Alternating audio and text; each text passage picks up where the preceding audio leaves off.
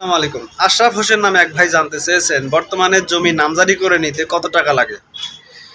তো আশরাফ ভাইকে এই প্রশ্নটি করার জন্য অনেক অনেক ধন্যবাদ। পাশাপাশি কিন্তু আরও কিছু প্রশ্ন থাকে, যেমন কতদিন সময় লাগে, কিভাবে নামজারি করতে হবে, কি কি কাগজপত্র লাগবে, সবগুলো বিষয় ইতিপূর্বে আমরা আপনাদের মাঝে অনেক আগে ভিডিও শেয়ার করেছি। তবে আজকের ভিডিওতে সংক্ষিপ্তভাবে বলার চেষ্টা করব যে বর্তমান সময়ে জমি খারিজ করে নিতে, নামজারি করে নিতে, মিউটেশন করে নিতে, জমা ভাগ করে নিতে কত টাকা লাগে। তো বর্তমান সময়ে আপনারা জানেন যে ভূমি মালিকের ভোটার আইডি এবং ফোন নাম্বার, দলিল, পর্চা, খতিয়ান, ওয়ারিশান সনদ, ভূমি উন্নয়ন কর্পোরেশনের দাখিলা, অর্থাৎ নামজারি করতে যে সমস্ত কাগজপত্রের প্রয়োজন হয় সেগুলো দিয়ে অনলাইনে নামজারির জন্য আবেদন করতে হবে। মূল দলিল কাগজপত্রগুলোকে স্ক্যান করে নিয়ে অনলাইনে সেটা আপলোড করতে হয়। তো আপনারা এইসব বিষয়ে জানেন।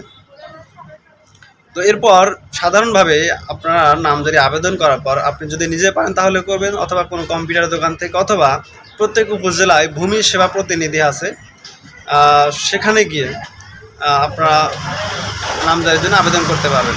তো নামজারি আবেদন করার পর এটি প্রথমে ইউনিয়ন ভূমি অফিসে জমা দিতে হয়। ইউনিয়ন ভূমি অফিস থেকে আপনার নামজারি যে আবেদন করেছেন সেইটার কোনো প্রস্তাব করেছে কিনা, খসড়া খতিয়ান তৈরি করেছে কিনা, এটা আপনারা জেনে নেবেন। সাধারণত নামজারি আবেদন করার সময় আপনার যে ফোন নাম্বার থাকে সেখানেই প্রতিনিয়ত, অর্থাৎ ধারাবাহিক কিন্তু মেসেজ আসতে থাকে। অর্থাৎ যখন আপনি নামজারির জন্য আবেদন করলেন তখনই কিন্তু আপনার ফোনে একটি ওটিপি কোড আসবে, অর্থাৎ কোড ফি কেনা হবে। কোড ফির জন্য সাধারণত সরকার 20 টাকা নিয়ে থাকে, 20 টাকা কোড ফি। তারপরে আবেদন যখন করা হয়, আবেদন ফি সরকার নিয়ে থাকে 50 টাকা। কিন্তু সাধারণত কোনো কম্পিউটার দোকান থেকে যদি আপনি নামজারির জন্য আবেদন করেন তাহলে তারা নেবে 300 টাকা। এছাড়াও এর বেশি কিন্তু অনেকেই কিন্তু নিয়ে থাকে। সাধারণত আপনার কাগজপত্রগুলো যদি অনেক হয়, জটিলতা থাকে, তাহলে কিন্তু আপনার যে প্রতিনিধি থাকবেন তিনি কিন্তু আপনার এই কাগজপত্রগুলো তৈরি করতে তার একটা পারিশ্রমিক কিন্তু অতিরিক্ত সেলে নিয়ে থাকে। তো ভূমি সেবা যে সহায়তা কেন্দ্র আছে সেখানে গিয়ে যদি আপনি নামজারির জন্য আবেদন করেন, সেখানে আপনি সরকার নির্ধারিত ফি অল্প টাকার মধ্যেই কিন্তু আপনি নামজারির জন্য আবেদন করতে পারবেন। তাহলে আপনার নামজারি আবেদনের সময় গেল সব কিছু মিলিয়ে কোনো দোকান থেকে যদি আপনি করেন তাহলে 300 টাকা।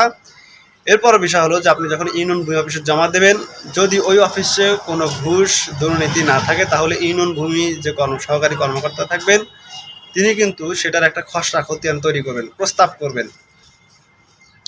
প্রথমে এই আবেদন করলে অনলাইনের মাধ্যমে সেটা চলে যায় এসিল্যান্ড যে আছে, উপজেলা যে এসিল্যান্ড আছে তেনার আইডিতে। তিনি আবার এটা তদন্তের জন্য ইউনিয়ন ভূমি অফিসে প্রেরণ করেন। ইউনিয়ন ভূমি অফিসে যখন আপনি এই নথিগুলো জমা দেবেন, আপনার দলিলপত্র জমা দেবেন, তখন কিন্তু সেখান থেকে যদি আপনি জমা না দেন তাহলে কিন্তু আপনাকে ফোন করা হবে। অফিস থেকে আপনাকে ফোন দিবে যে আপনার নামজারি আবেদনের সবগুলো কাগজপত্র ভূমি অফিসে জমা দেন।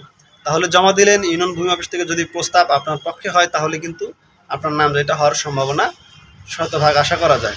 কারণ ইউনিয়ন ভূমি অফিস থেকে যদি আপনার খসড়া খতিয়ান প্রস্তাব কপি না করা হয় তাহলে পরবর্তীতে গিয়ে উপজেলা যে আছে সেখানকার তেনারা চাইলেও কিন্তু সেটা আর আপনার পক্ষে প্রস্তাব করাতে পারবেন না, খসড়া খতিয়ান তৈরি করতে পারবেন না। তাহলে আবেদনের সময় সাধারণত আপনি দিলেন কত, 300 টাকা কোনো দোকানদারকে। এরপর অফিসে জমা দিলেন, ইউনিয়ন ভূমি অফিস থেকে আপনার পক্ষে প্রস্তাব করলো। এরপরের ধাপ হচ্ছে আপনাকে উপজেলা ভূমি অফিস থেকে আপনি যে নামজারি আবেদন করেছেন সেই মোবাইল নাম্বারে একটি মেসেজ পাঠাবে। সেখানে আপনি শুনানিতে অংশ নেবেন। মূল দলিল কাগজপত্র, ভূমি উন্নয়ন কর্পোরেশন দাখিলে এগুলো নিয়ে শুনানিতে অংশ নেবেন। অংশ নেওয়ার পর যদি আপনার কাগজপত্র শতভাগ ঠিক থাকে তাহলে তেনারা আপনার পক্ষে শুনানি নেবেন। নেওয়ার পর তেনারা প্রতিবেদন দেবেন। 5 দিন, 10 দিন, 7 দিন পরে গিয়ে সেটা কিন্তু আপনার সেই নামজারি আবেদন, আপনার সেই নামজারি মঞ্জুর হবে।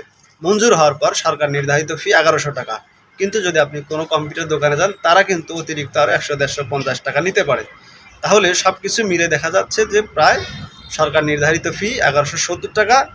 এছাড়া আপনার কিন্তু 1500 টাকা, 1600 টাকা কম্পিউটার যে ফি যারা নিয়ে থাকবে, প্রতিনিধি যারা, তারা কিন্তু নিতে পারে। তো এটাই মূলত খরচা। এখন যদি আপনার কাগজপত্রে কোনো সমস্যা থাকে তাহলে তো বাংলাদেশের অবস্থা আপনারা জানেন। তো এই ছিল ভিডিও। এই বিষয়ে যদি আপনার আরও কোনো প্রশ্ন মতামত থেকে থাকেন সেটা অবশ্যই ভিডিও নিচে কমেন্ট বক্সে লিখে জানাবেন। সবাই সুস্থ থাকবেন, ভালো থাকবেন। আসসালামু আলাইকুম।